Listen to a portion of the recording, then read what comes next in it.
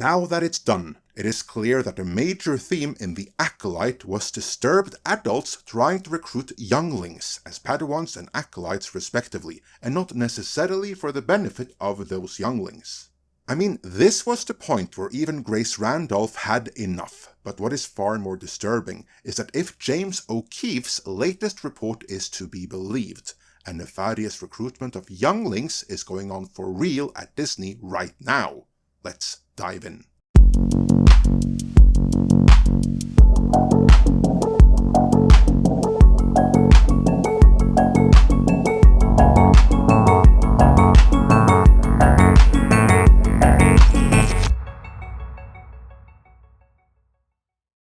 This video is sponsored by Black Forest Supplements. Before we get into James O'Keefe's latest scoop, let's begin with recapping the relevant aspects of the latest Star Wars series, because Kathleen Kennedy and Leslye Headland's The Acolyte is the perfect distillation of everything that characterizes the latter Bob Iger era of Disney, which, as we shall see, trails all too well with O'Keefe's revelations. The main selling point for The Acolyte since day one was its diversity and how it was all about female empowerment. So my character, you know, she's a powerful leader. She's a powerful leader. Yes. In a very woman-centered world, which I was very excited to kind of be in that, because I feel like Star Wars is very like patriarchal, so it was kind of cool to have like this sort of woman-centered figure. Of course, it wasn't only about female empowerment, it was also about LGBTQIAP+ representation, what with the lesbian space witches and everything. I want to ask you both, because this is, I would say, arguably the gayest Star Wars, I think by a considerable margin, and No, I don't think so, and yet people have told me that it's the gayest Star Wars, and I frankly... You're offended? Into it. No. What was not represented, though, was even one positive portrayal of a male character, let alone a masculine one. I'll get back to Sol in a bit here, because I have more to say about him, but Leslye Headland confirmed that Smiler Ren was, and I quote, femme-coded. There was this soy boy who just wanted to go home and browse on TikTok. There was this random criminal, and for his size and strength, the Wookiee turned out to be worse than useless. And lest we forget, there was more inclusion with body-positive Jedi, or Jedi-abetes as fans have called him. Diabetes! All of this is Hollywood's peak woke idea of what men should be. Safe, non-threatening, non-healthy, subjugated, preferably diverse, beta males. And for the generation of kids growing up today, these are just about the only men the media presents as any kind of role models. And those pointing out the problem with that, like Dr. Jordan Peterson, are positively demonized for it. And it's not just that weak and subjugated men are the ones being pushed by the media. On top of that, we're bombarded with estrogenic chemicals from plastics, junk food, and sedentary lifestyles that will turn us all into Jedi-abetes in no time flat. Luckily, there is hope, and that would be NMN. That's nicotinamide mononucleotide, a derivative of the B vitamin niacin, which is known to dramatically improve health and longevity by serving as a precursor to NAD+, a compound that plays a crucial role in energy production, muscle regeneration, metabolism, and gene expression in the body. NMN works by replenishing diminished NAD+ levels, which naturally fall at a rate of about 1% per year. A 50-year-old person, for example, has about half of the NAD+ they had in their youth. And you want to keep those levels high, not just to fight obesity by maintaining your body's ability to turn food into energy rather than fat, but to maintain your aerobic capacity and preventing age-associated diseases.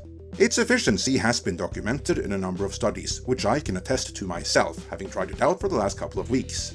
NMN works so well that the FDA is in the process of reclassifying it from a legal supplement to a performance-enhancing drug, and once that is done, it will be banned, giving Big Pharma alone monopolistic control over it.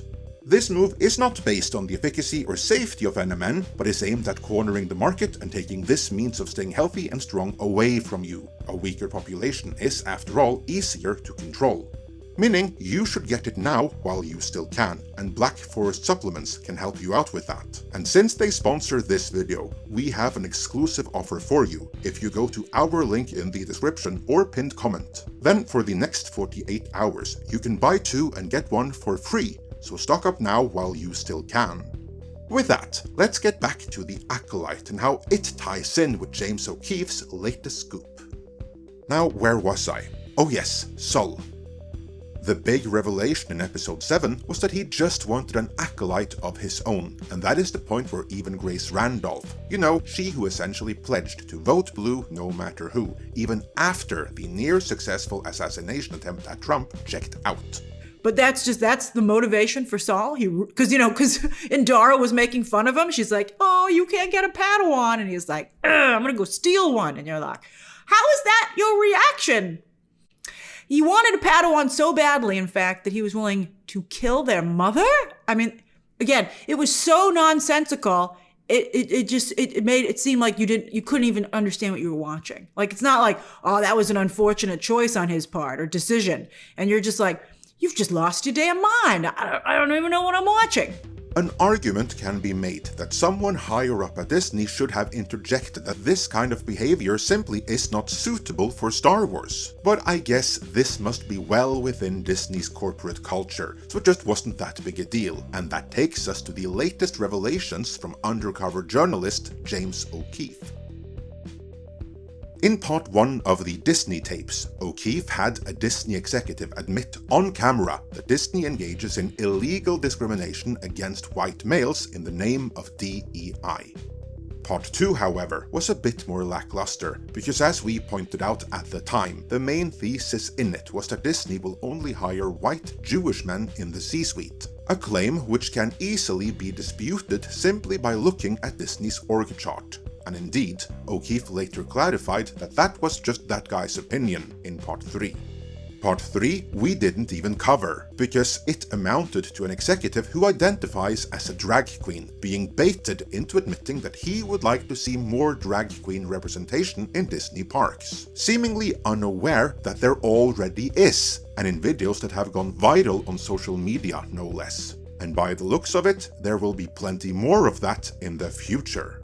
In short, I found the Disney tapes on the whole to not fully live up to their own potential, with only the first one adding something radically new, because it had a named executive admit on camera what we already knew was going on, because Film Threat had already revealed it in their D-Files articles, which we have also covered, see links for that in the description. However, because of O'Keefe's Disney Tapes series of videos, many more Disney insiders eager to spill the beans on the rot that has festered in the company under Iger reached out to O'Keefe, giving rise to this new series, the Disney Files, not to be confused with Film Threat's D-Files. Let's warm up with a clip from an internal Disney town hall that was leaked by Chris Rufo. I worked at small studios most of my career, and I'd heard, you hear whispers. Like, I'd heard things like, oh, they won't let you show this at a Disney show. And I'm like, okay. So I was a little, sus when I started. But then my experience was bafflingly the opposite of what I had heard. On my little pocket of, Proud Family Disney TVA, the showrunners were super welcoming. Meredith Roberts and, our leadership over there has been so welcoming to my not at all secret gay agenda. And so I feel like I felt like it was, maybe it was that way in the past, but I guess something must have happened in the last they're turning it around, they're going hard. And then all that momentum that I felt, that sense of I don't have to be afraid to let's have these two characters kiss, let's in the background to start, I was just wherever I could, just basically adding queerness to if you see anything queer in the show, I'm Proud Family. But I just was no one would stop me and no one was trying to stop me. And now, after all that setup, let's have a look at James O'Keefe's Disney Files. Our brave whistleblowers on the inside of Disney have given us an inside look at Disney's internal communications hub, internal employee websites, group chats and bulletin boards, Disney's company employee roster, and their Slack channel threads. And what we've discovered is so shocking that it makes the Disney tape series look like child's play. Literally. Oh my, this should be good. We obviously have to be careful with some of these clips from O'Keefe though, as YouTube has some pretty strict rules on these matters. Disney has several primary communication channels, including a Disney employee Slack channel, a central communications hub called My Disney Today, and if you work at Disney and want to contact other colleagues, they use something called Disney Roster. Since we'll be referring to Disney's various channels of communication throughout this series, let me briefly explain what each channel is and how Disney's employees use them to communicate. First, there's Slack. Now, Slack is a formal group text messaging app that allows employees at Disney to text each other and from different group chats such as the one you'll see today. My Disney Today is a central hub where you can find internal policies, internal articles, and expectations at Disney. Now, they have an internal organizational chart that allows Disney employees to contact other colleagues from all different departments, and that's called Disney Roster. Something highly disturbing we discovered here was a Disney employee named Honey Harrison, who is promoting a Disney-sanctioned and sponsored Seattle Pride event via the Disney Slack channel. As we dug deeper into what she was marketing, we found it was an LGBTQ Pride event sponsored by Disney and meant for kids of all ages. Disney was open about promoting the brand at the Seattle Pride event and had signage at the event, which apparently went under the radar. And not only are they promoting the event in Seattle, they have mapped out a series of these Disney-backed Pride events all over the country. So who is Honey Harrison? Well, as it turns out, Honey is the Mobile Product Operations Manager at Disney. In addition to her position at Disney's Mobile Product Operations Manager, she's apparently one of the world's top pinball players. Honey sent this link a couple times in the Disney Slack channel. So let's give you a taste of exactly what goes on at these Disney-sponsored all-ages gay Pride events. No, you can head on over to X and see the original report from O'Keefe for that. We're just gonna move on because, YouTube. The question is, should children at these young ages be subjected to such sexual imagery, and should Disney be promoting it? As we dug deeper into Disney's Slack channel, we found that a Disney employee named Adriana Aguilar showed a map of all the Pride parades that Disney was sponsoring. Yes, they are taking their show on the road. As you can see on this map, Disney is apparently sponsoring Pride parades in Washington, D.C., Fresno, New York, L.A., and more. Disney is sponsoring these Pride parades all around the country, as you saw in the graphic. As our investigative journalist at O'Keefe Media Group dug even further into Disney's internal communication channels, the journalist discovered that Disney has a not-so-secret partner named Zebra Youth. Now, what is Zebra Youth? Zebra Youth is a program that was formed to assist LGBTQ youth as young as 13 years old, and Disney seems to be all about it. To give you some context, Zebra Youth is described as a program that advances its mission by providing high-quality, culturally appropriate programs designed to meet the unique needs of homeless and at-risk LGBTQ youth ages between 12 and 24.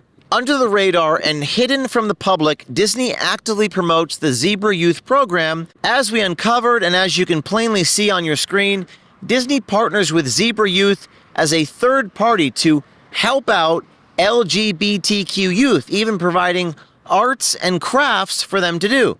Amazing works of art, like Gay Mickey Mouse, where Disney encourages kids to put colorful sticky notes, quote, where they belong. Amazing stuff there. The implied accusation here, of course, is that much like Sol in The Acolyte, Disney appears to be trying to get them while they're young. Or, and this is the alternate perspective, are they doing a commendable public service in helping out at-risk LGBTQIAP+ youth? I leave it to you to reflect on that. We shall, of course, continue to explore this series as it develops, and I think we may be getting more news on this from other places as well, as courtesy of Swedish hacker group Nullbulge. Disney's internal Slack was dumped online.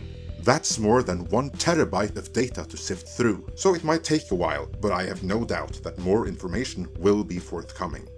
For now, let me know your thoughts in the comments. And before you go, remember to stock up on NMN before it is reclassified as a drug, because it is that efficient.